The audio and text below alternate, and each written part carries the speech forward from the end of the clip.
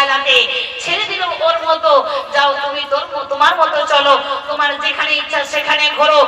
যদি স্বামী না বিবিকে আটকায়, আজকে দেখা যায় যে স্বামীরা ঘরে থাকে আর বিবিরা বাইরে ঘোরে। আছে কিনা মা? আছে কিনা? একটু আওয়াজ করে বলবেন। আমরা সবাই আছি, একটু হাত উঠিয়ে বলেন আছি। আমরা প্রত্যেকে আছি।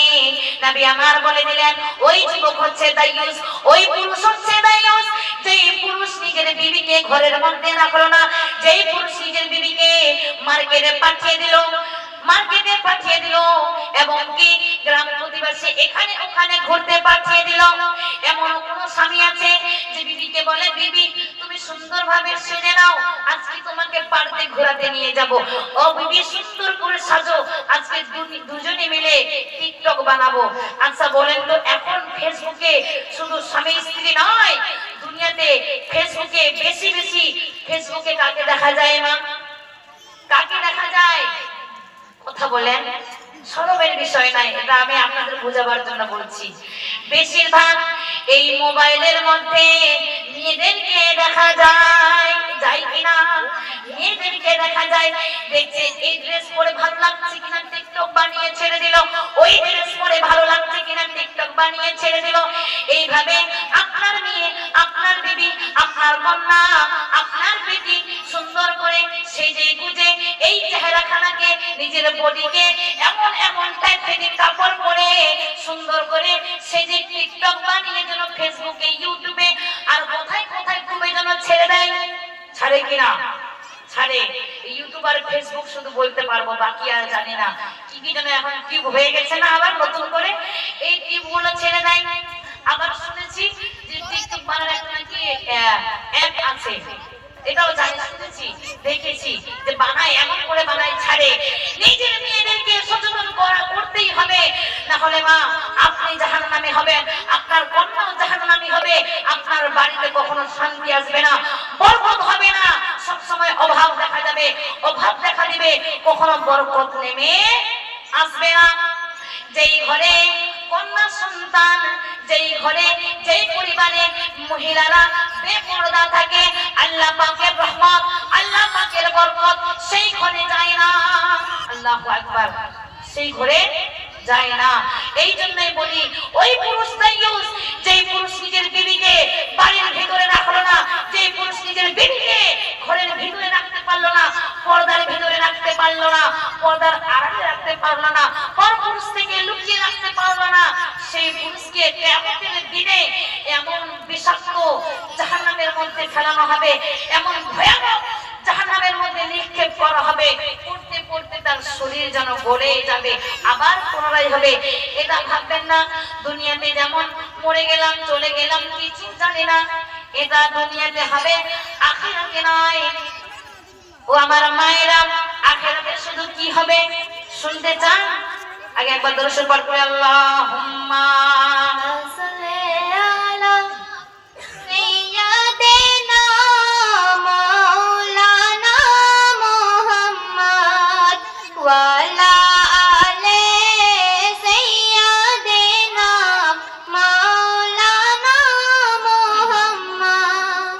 মায়েরা আমার, তো মায়েরা নবী আমার বলেছেন ওই যুবককে, ওই পুরুষকে জাহান্নামের মধ্যে বিষাক্ত ভয়ানক জাহান্নামের মধ্যে ফেলানো হবে। আর আল্লাহ পাক বলবে তুমি তোমার বিবিকে রুকাওনি, তুমি তোমার বিবিকে পর পুরুষের সঙ্গে কথা বলতে রুকাওনি, মোবাইল দিয়ে দিয়েছিলে, ছেড়ে দিয়েছিলে, ইচ্ছা মতো ফটো করে ফেসবুকে ছাড়ছিল, এই দিতে বাড়িতে ওই দিতে বাড়ি বিয়ে বাড়িতে তোমার বিবি অন্য পুরুষের সঙ্গে ড্যান্স করে, তোমার মেয়ে অন্য ছেলের সঙ্গে ড্যান্স করে। আগে তো দেখা যেত দুনিয়াতে মোবাইলের ছেলে মেয়ে ড্যান্স করে, দেখতে পেতাম না মা, মোবাইলের ছেলে মেয়ে ড্যান্স করে। কিন্তু এখন আর টিভিতে দেখতে হবে না, আপনার সামনেই আপনি দেখতে পাবেন ছেলে মেয়ে ড্যান্স করছে। আছে কিনা? এই সমাজ, আমাদের কন্যারা, আমাদের সন্তানরা, আমাদের মেয়েরা কত নিচু নেমে গেছে। এই জন্য শুধুমাত্র আমাদের জন্য, আমরা যদি ঠিক না হই তাহলে কিন্তু চলবে না।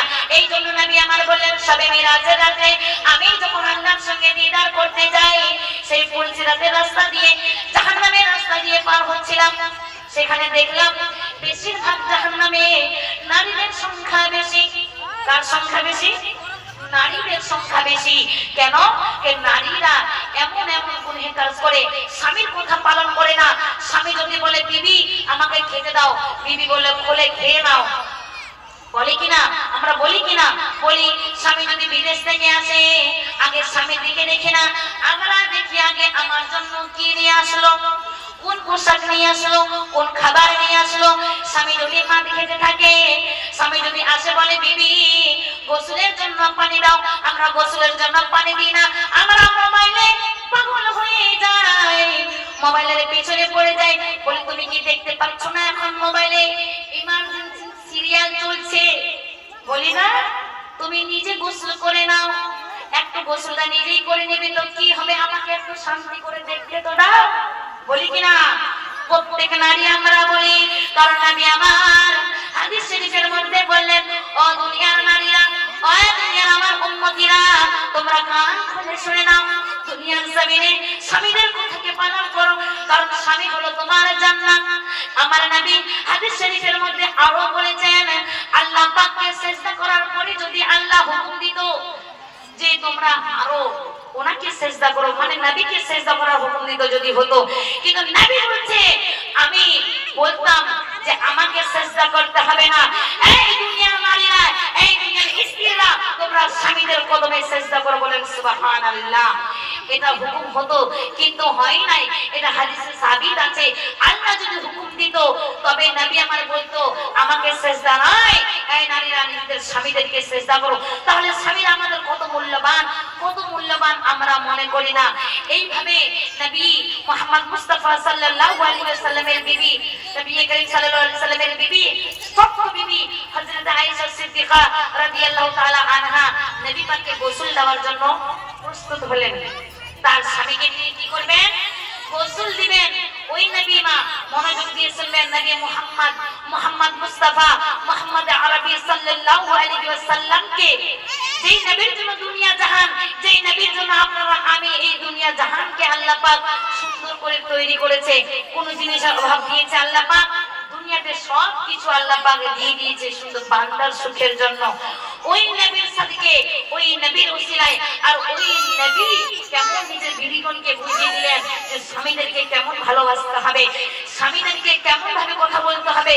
আজকে স্বামীদের সঙ্গে আমরা এমন ভাবে কথা বলি যে স্বামী সঙ্গে সঙ্গে আমাদেরকে মনে মনে ভাবে যে কি করে যে একে বিয়ে করে নিয়ে আসছিলাম, মনে মনে ভাবে।